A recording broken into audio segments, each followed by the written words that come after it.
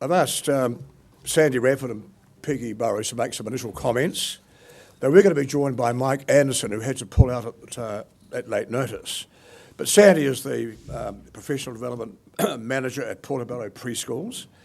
She was the Graham Nuttall Classroom Trust's doctoral scholarship recipient last year. And she's working on PhD research exploring the impact of organisational culture on young children's learning in early childhood settings. So, Steve, you'll be very pleased to hear that. And Peggy is principal of Rangiora High School. She's also doing some postgrad research, a part-time PhD, exploring the themes of raising student achievement and new forms of leadership, and how to improve achievement by building leadership capacity and giving the students more of a voice and those sorts of things. So they're both practitioners who are also doing postgrad research. So just, Peggy, can I just start with you? Would you like just to pick up the conversation and say what you'd like to say? Kia ora koutou, ngā mihi nui. Ngā mihi nui rangatira mā. Tēnā koutou kia ora koutou katoa. So I thought I would start off, and unfortunately for me, sometimes when I appear in assembly and they give me a handheld microphone, I do Madonna impressions, and it isn't helped today with my stiletto boots. So I'm going to try very, very hard to behave myself in this educational setting. Kia ora, Kaiapoi. It's very good to see you. Sandy and I had a quick chat about what we wanted to do, and we really want this to be participant-driven, because we don't know what the heck we're doing up here, so that would be helpful. So I thought I'd just give you some impressions, and then Sandy's going to chip in, and then she thought she might wander around the room giving you the microphones, because it's more important that we hear from you than you hear from us. So my impressions, well, I was absolutely blown away, and I bet you were too, by these two incredible young people. And I'm hearing very, very clearly from them that it's all about relationships, it's all about passion, and it's all about team. And that was fantastic to hear. And then it certainly, thank you so much for your presentation. I just absolutely loved it. And it really gave me something to think about the cultures in our schools. And it built very well on what the students were saying. So thank you very much for that. And I think what I got from that, and I had written it down, team culture, and if you don't have that, you're not going to win. Excuse me, and then workplace culture and productivity. And I like that sort of synergy between business and education, because sometimes people will say, oh, the two don't mix, but our productivity is what we produce at the end of that learning cycle for students. And that has such an impact on our whole social being and our economy. And then I really loved about the school culture and the links to student achievement and the UGR's unwritten ground rules, because it's implicit, isn't it? We all have unwritten ground rules. And one thing I thought I would challenge you about is that the pessimism, the optimism, that sometimes we get pessimistic about the monkeys and the experiment and but isn't it great when you're in an institution where students will say to students, we don't do that here. And it's because it's all the positive. It's the positive things, like we don't bully here, we don't put people down here. So I think sometimes it could possibly be that rather than the water shedding down, it's that we see a fight, for example, and we continually pull back from that until it's such an unwritten expectation in our institutions. Anyway, those were my reflections, and I wanted to thank those people for making me think, and I've got lots of great notes in my journal. So Sandy, did you want to just, anything that you wanted to add? Or? I'll just throw in a little bit. Thanks, Yeah, Peggy. cool. Kia ora koutou. Just standing here as an early childhood representative and feeling very much a minority group, but there's a couple of us. Hi, Jenny. And Gay's somewhere too, wherever she is. I've been sitting here thinking about contexts and differences and the difference in my sector. We heard from the students about relationships, and I've heard a lot about relationships this morning. And in early childhood, we're really fortunate because we have a curriculum te whāriki in which relationships is one of the guiding principles, and we've had that curriculum since 1996. So we're quite a long way down the track, we like to believe, in terms of valuing relationships, which is why we struggled with your question about achievement, because for us, are we talking about relationships? Are we talking about children learning who they are? Are we talking about children's spirituality? Are we talking about their contribution to what we do? So that's some of the things that we think are important to be thinking of. The other thing that is really different about our sector that's sticking in my mind at the moment, some of the constraints that you're talking about at the macro level, and one of the constraints in my sector, of course, is that not everybody who works with our young children in an early childhood setting is a trained, qualified teacher. We had a vision back in 2002 that we were going to move towards that by 2012 we would have 100% qualified teachers. Well, we don't. The wheels have fallen off that, and I know in the context that I work in, I work alongside people who are great with children, but they're not qualified teachers. And equally, of course, the person that I'm ultimately responsible to, my directors, are not educationalists either, and that definitely influences the culture as well. I'm going to talk to you about my research tomorrow, which ties in so brilliantly with what you found. I didn't know what to call them. I called them undiscussables, and now I can call them unwritten ground rules, and I found some really fascinating stuff that I'll talk to you about tomorrow. But I'll get off the microphone and... Yeah. So kia ora, Steve, you've given us a lot to think about, and it links with our work, which is, I think that's the whole purpose of these wonderful opportunities to get together as a collective brain. So what we thought we'd do, if you look at your program, our big ask is to answer this question really, or at least to address it. So what we thought we might do is I've made it into 3 questions, and I'm just going to pretend that you're year 10 and it's Friday afternoon, and I know that I am your favourite class. You know that you are my favourite class and I am your favourite teacher, so I'm banking on that. So you have to have a group leader on your table, and that's one person who feels confident to report back on the conversations on the table, and Sandy will come to you with the microphone, and that person will be your spokesperson. So the first question, and you're only going to have 3 minutes to discuss this and help the person who is going to report back for you. So the first question is actually part of that bigger question, and it links in with what Steve was saying about we really need to clearly and implicitly understand what we are talking about. So what would a positive learning culture look like in your institution? And so that's the key indicators. And you've already done a lot of discussing, because this session is supposed to tie together all of the ideas. So the question that we want to hear back, and we probably won't get to every table for this question, we might choose 4. And they will be random, so make sure your group is not talking about the school ball, fingernail polish, or trips away on the weekend, please. So what would a positive learning culture look like for your institution? What are the key indicators? Ready, set, go.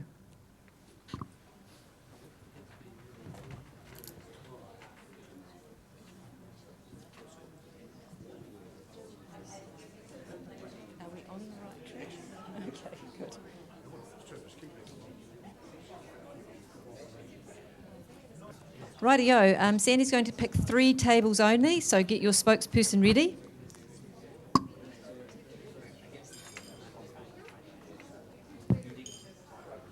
Great, let's bring you all back together and over to kia ora.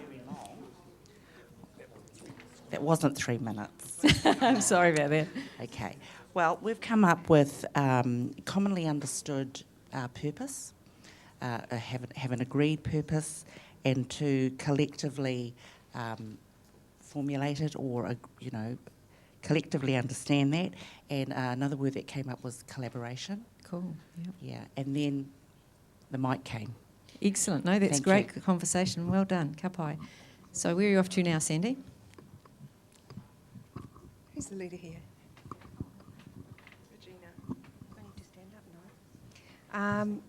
We thought that a positive learning culture in your institution would be, 1, about risk-taking, that you feel safe and confident about taking risks, that people are competent and confident to contribute, respecting and valuing differences, and new learning, feeling inclusive and valued in the institution. That's fantastic. Thank you. And the last table for this question?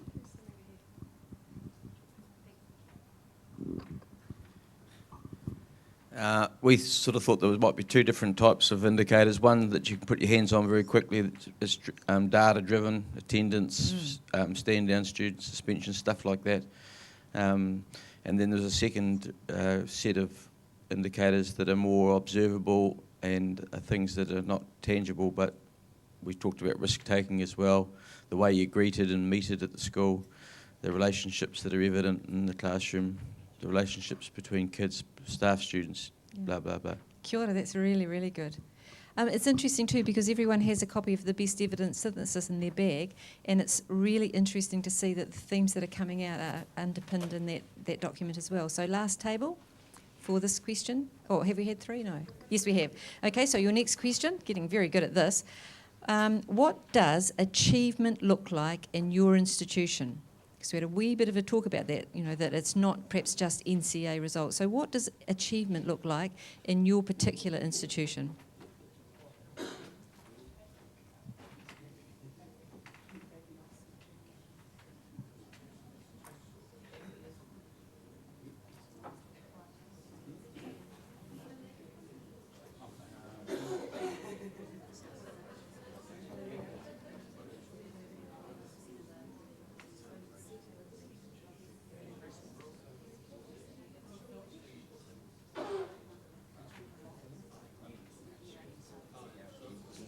Rightio, just finishing off those conversations. I'm sorry we're so pressed for time. So Sandy's coming to the next table for the spokesperson for that group. Kia ora. We talked about a number of things. We talked about if for it to really be called achievement, it needed to be owned and articulated by the students, so they had agency. We talked about progress can be achievement, not recognising progress as achievement. Holistic achievement, so cultural, sporting, academic, service leadership, those sorts of things. Engagement, and we talked about looking at the process and the product. Ka pai, that's wonderful. Thank you.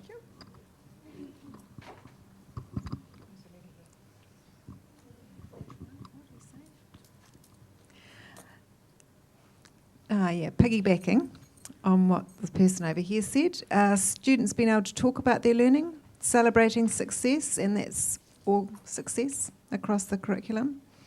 There being a culture of inquiry and intrinsic motivation, and being able to see personal confidence and self-worth in the students. That's wonderful. I love that idea of children being able to articulate their learning. That is achievement, isn't it? And the last one for that question, thank you, Sandy. Cool. So we looked at reporting against the givens, the national standards, and whatever you guys talk about. Then the key competencies were really key. Mm-hmm. And so we had a lot of dialogue around that. Not always easy to report, but significant progress and achievement was happening in them. So that was our discussion. Love the concept of dialogue. That's fantastic. Thank you very much. So last question, and then it's lunchtime. So everybody can brace themselves to that. And I think this, for me, is the key. This is probably a conversation that I would be liking to have with my staff, having heard Steve. And so this one is, if achievement is as good as it could be, what effect would that have on your students and your teachers, because that's within your institutions, but then as well your local community, because of that collaboration and co-construction that we're moving into, and our national economy. So that's also in the brief. But if achievement is as good as it could be, thank you, Steve, what effect would that have on your students and your teachers, your local community, and our national economy? So it's a little bit what Paige was saying when she was talking about going from the micro to the macro. I really was impressed that a student is telling me that. Thank you very much. Okay, I'll leave you to talk about that one.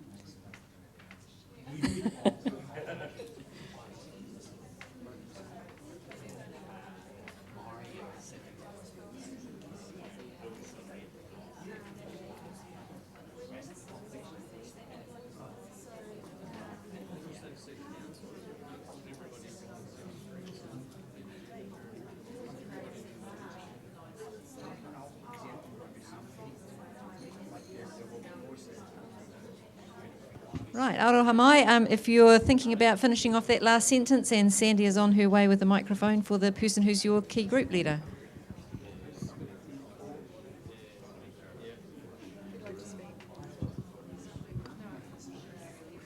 Kia ora. Kia ora. We found this one not as easy in a way because it sounded a bit too like Pollyanna-ish. But your community would be all working together. Obviously, the economy would be, feeding in itself rather than students leaving. They'd be staying, and you'd be really creating that whole definition of what a learning community is in its truest sense, in its broadest sense. Excellent. Oh, that's deep thinking. Well done. Thank you. Poor Paige.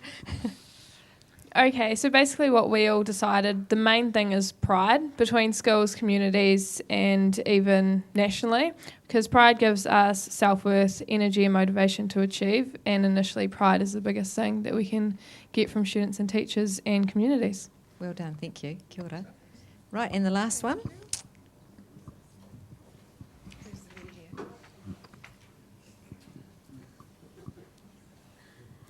Okay, on the macro level, we thought we'd see employment outcomes improve percentage-wise and course completion rates increase, pipelines into shortage areas being filled, greater Pacifica and Māori learning outcomes, and also reduction in the 6,000 NEETs, that's the students between 19 and 25 that are unemployed and out of training currently in Christchurch. Ultimately, we'd see a reduction in crime and poverty potentially, and more jobs for New Zealanders. Well, that's wonderful big picture thinking. Kia ora. Because I am a teacher, I'm very aware there are some groups here that haven't had a chance to contribute, so I'd like to just offer open mic if anybody has anything they'd like to add before we round this session off before lunch.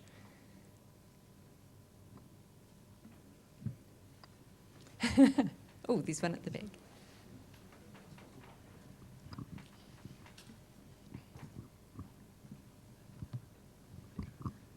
I just think there's an interesting link, the last point of the question with what would it do for the economy, and incredibly well-educated people in Spain, and it's around about 50% unemployed if you're under 25, and these are incredibly well-educated people. So I just think that's a real question around. Which is not to say one shouldn't be educated. It's simply saying it's a very complex economic cycle here, and clearly education is important, but it isn't the whole picture or the entire answer. I really love what you're saying, and I think that from an educational context, the comment has been made around the room. What is achievement and what is education? And that doesn't happen in a single cell classroom with a whiteboard and a data projector. In the new modern learning environment, which is what we're certainly grappling with in this country as we're doing millions of dollar rebuilds, is exactly what you're saying. That the old perception of you have a degree and you're an educated person is being broken down. And when I look at some of our key learners in our school, they aren't people who are necessarily going to go to university, but they're going to be pivotal to what you guys are saying down here, and that is pivotal to us being a great nation. And that's why we do need to get away from labelling people, I think. That's just my personal opinion. Thank you, Sandy, for the help and support. Thank you so much for your incredibly thoughtful and contribution. And back to Lionel. Thank you. And thank you, Peggy and Sandy.